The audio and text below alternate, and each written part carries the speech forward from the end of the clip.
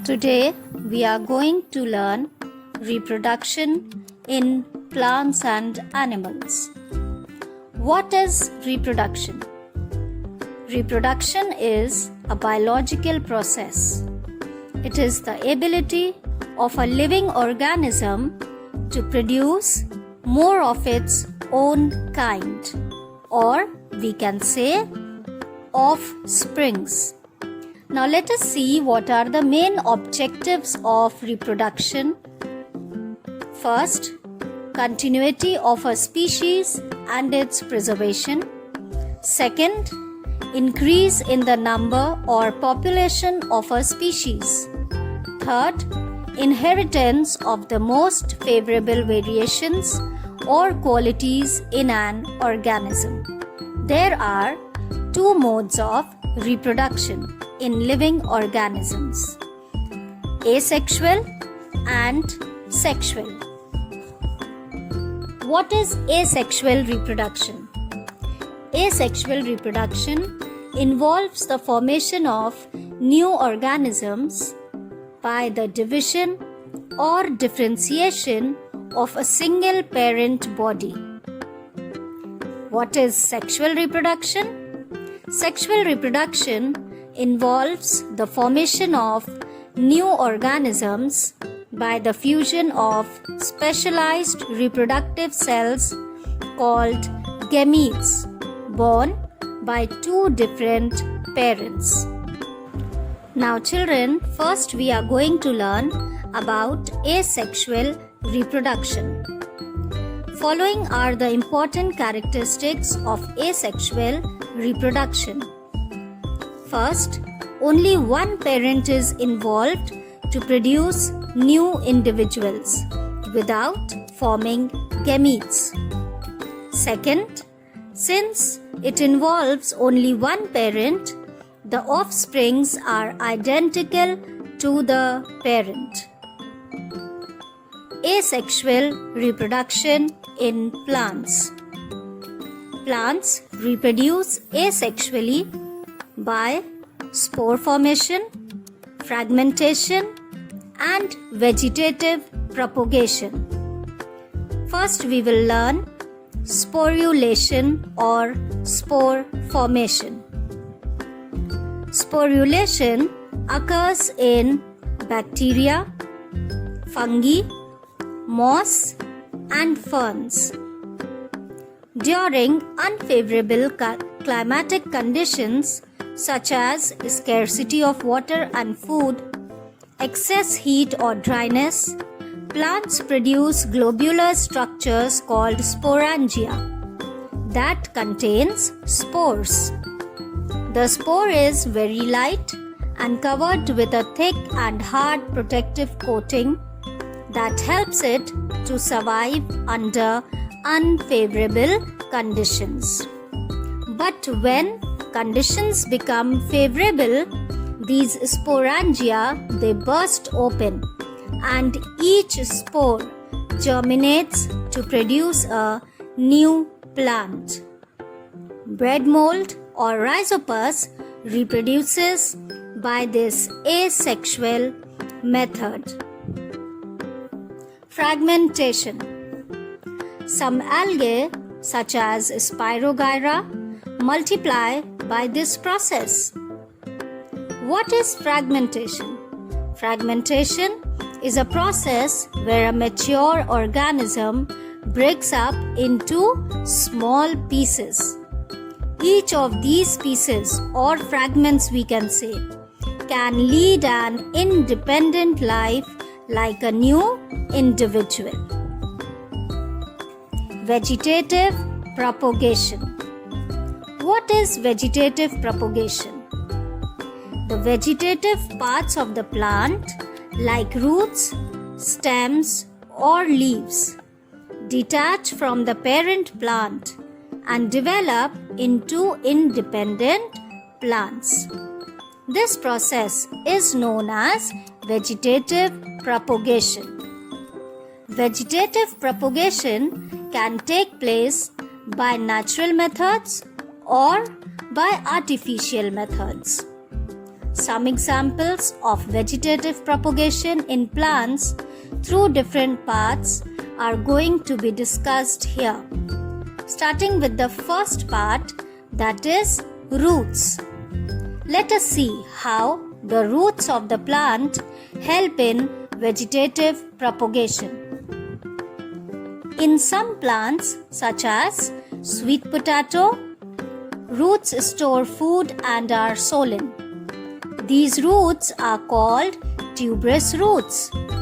Between these tuberous roots and the stem, some buds called slips arise. These buds are detached from the parent plant and grown separately along with the root. They produce a new plant. Stem. Certain plants propagate through subaerial stems or underground stems. Let us see how they propagate through subaerial stems. Some plants have stems that run horizontally along the ground. These stems are known as runners. At each node of these stems, roots and buds arise. When these stems with buds get detached from the parent plant, they give rise to an independent plant. It is found in grass and strawberry. Underground stems. In some plants, the underground stem is modified to store food and therefore is swollen. During favorable conditions, the underground stem gives rise to a new plant. Now, we will study about different underground stems, starting with the first one, that is rhizome. These grow vertically or just below the surface of the soil. These stems bear nodes, internodes, buds, leaves, and roots from which new plants can grow, as you can see in the diagram. For example, ginger and turmeric. Second is bulbs. Bulbs are stems that bear fleshy leaves which store food. They contain buds which give rise to a new plant.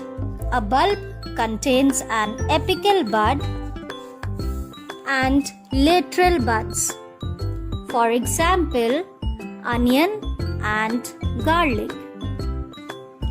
Third is tubers. On the surface of these swollen stems, a number of nodes or eyes are formed. These eyes bear buds which produce a new plant.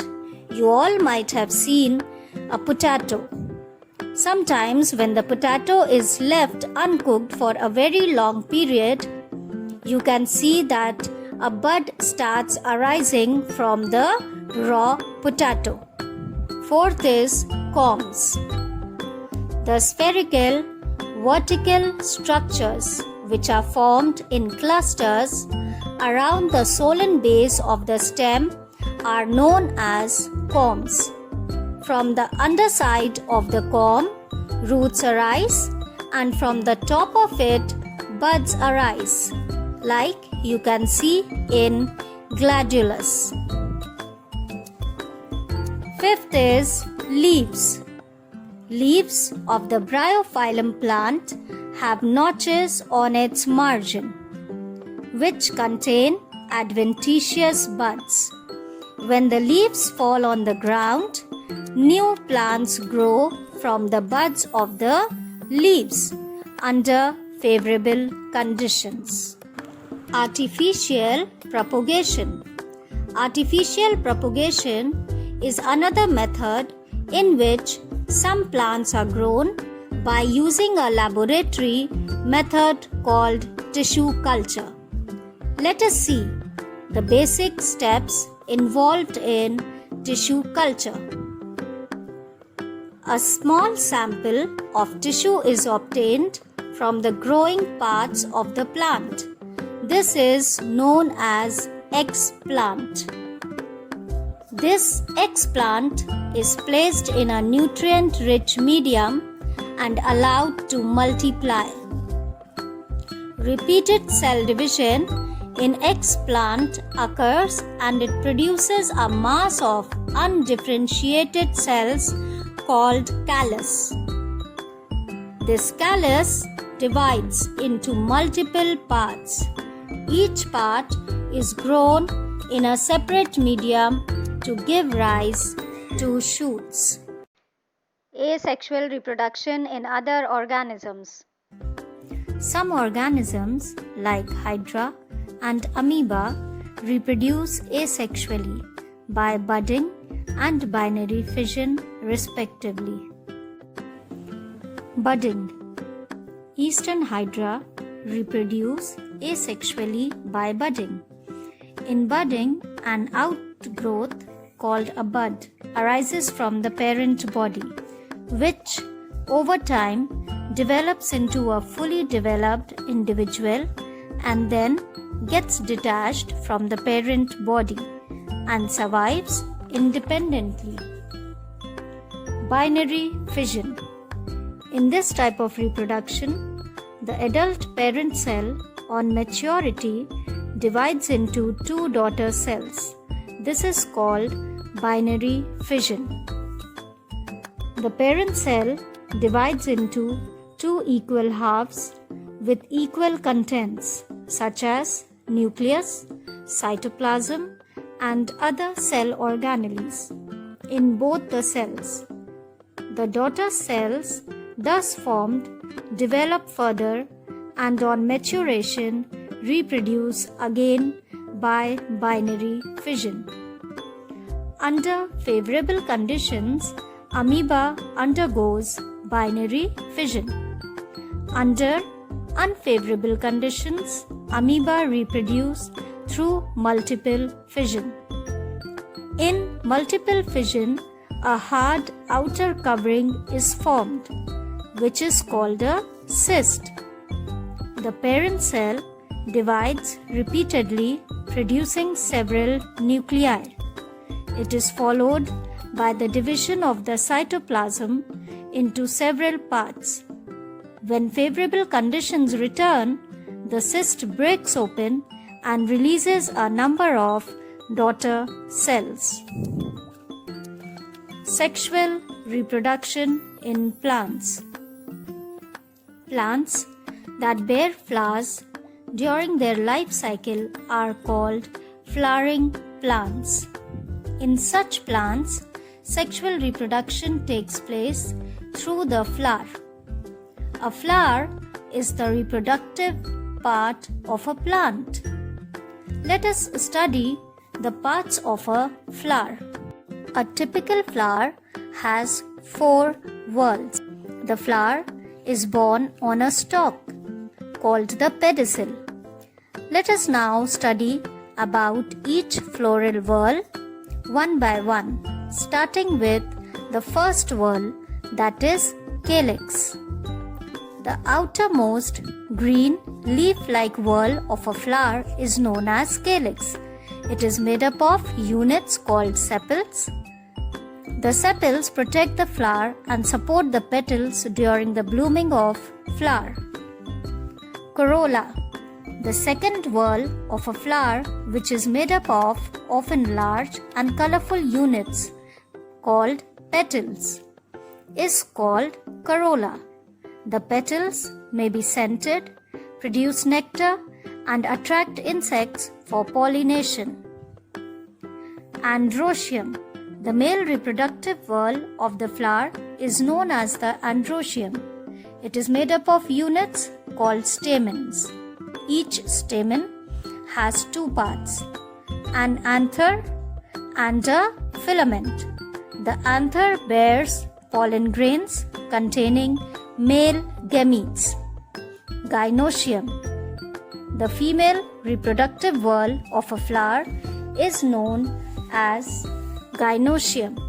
It is made up of units called carpels or pistils. Each carpel consists of 3 parts: stigma, style, and ovary. Stigma is the sticky structure at the top of the carpel that receive pollen grains. Style is the tube-like stalk of the carpel. Ovary is the solen base of the carpel that contains small bead-like structures called ovules. The egg or the female gamete is formed in the ovule. There are 2 types of flowers present.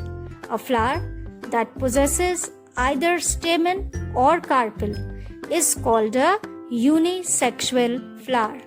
For example, papaya, coconut, cucumber.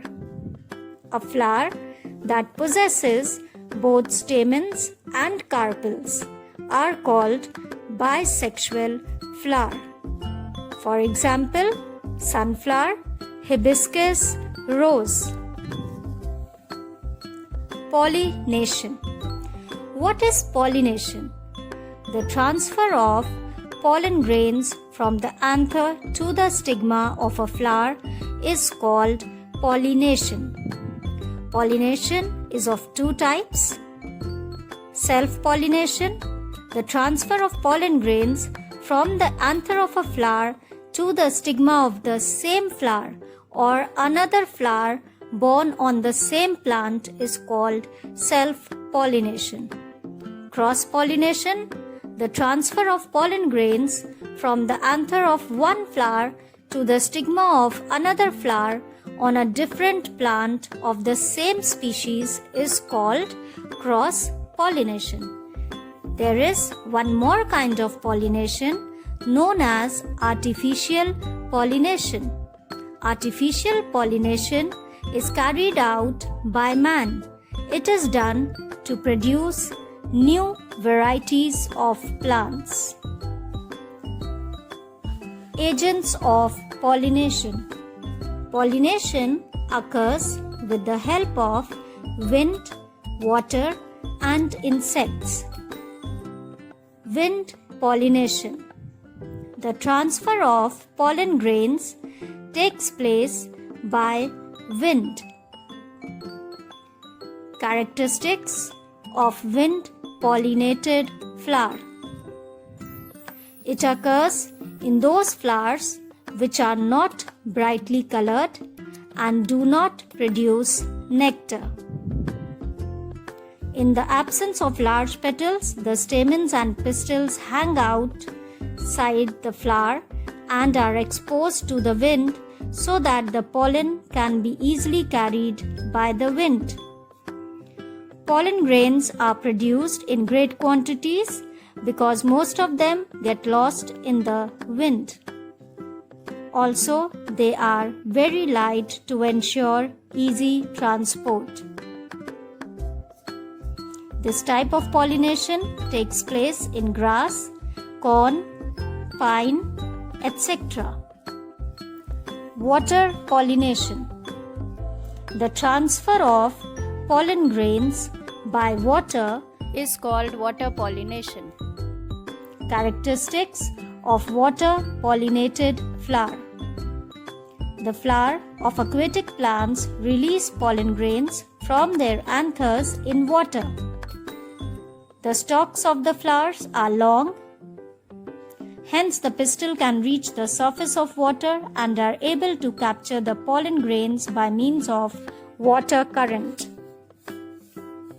These pollen grains are spongy and water resistant and are produced in large numbers. This type of pollination takes place in water, lily, Vallisneria and hydrilla. Insect pollination. The transfer of pollen grains takes place with the help of insects. Characteristics of insect pollinated flower. Insect pollinated flowers are brightly colored, have a strong scent. They produce nectar to attract insects. The pollen grains produced by these plants are sticky or have hooks or spines on their surface. The stigma is sticky so that the pollen grains get easily attached to it.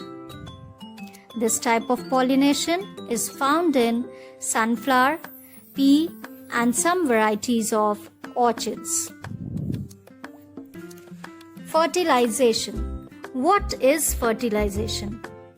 The process of the fusion of male and female gametes to produce a zygote is called fertilization. The zygote develops into a new individual. Let us see how fertilization takes place and some of the post-fertilization changes that take place in a plant. A pollen tube is formed from the pollen grain. The pollen tube carrying male gametes grows down through the style to reach the ovule. On reaching the ovule, the tip of the pollen tube dissolves and releases a male gamete. The male gamete fertilizes the female gamete to produce a zygote. A zygote divides to form an embryo. The ovule changes into a seed and the ovary changes into a fruit. All other parts of the flower, like sepals, petals, stigma, and style, wither and fall off. Over the time, the fruit ripens and releases seeds. The seeds germinate to form a new plant. Sexual reproduction in human beings. Higher organisms such as mammals, plants, and birds show sexual reproduction. Sexual reproduction in human beings involves the production and fusion of male and female gametes. Gametes are produced in specialized reproductive organs. Male gametes, that is sperms, are produced in testes, and female gametes, that is ova or ovum, are produced in ovaries. Let us now study about each reproductive organ, starting with male reproductive organs. The male reproductive organs in a human being are a pair of testes, 2 vas deferens, urethra. Testes. Testes are made up of numerous coiled tubes called epididymis. These coiled tubes are held together in the scrotal sac and located outside the body cavity. Testes produce millions of male gametes called sperms. The male sex hormone called testosterone is also produced in the testes. Vas deferens. The vas deferens is also called the sperm duct. It transfers sperms from the testes to the urethra. Urethra. It is a single tubular structure that passes through the penis and opens to the exterior. It serves as a passage for both urine and sperms. Female reproductive organs.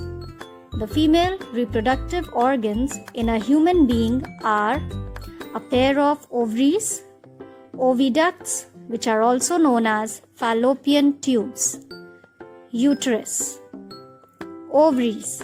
There are 2 almond-shaped ovaries in a female body.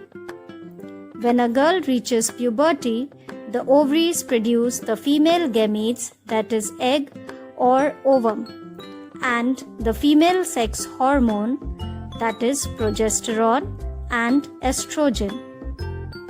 After puberty, every month 1 egg is released by either of the 2 ovaries. Oviduct. These are thin tube-like structures and are called the fallopian tubes. These carry the released egg from the ovary to the uterus. Fertilization between the egg and the sperm occurs in the oviduct. Uterus. This is a pear-shaped, hollow bag-like organ that is attached to both the fallopian tubes at the upper end. The embryo develops inside the uterus.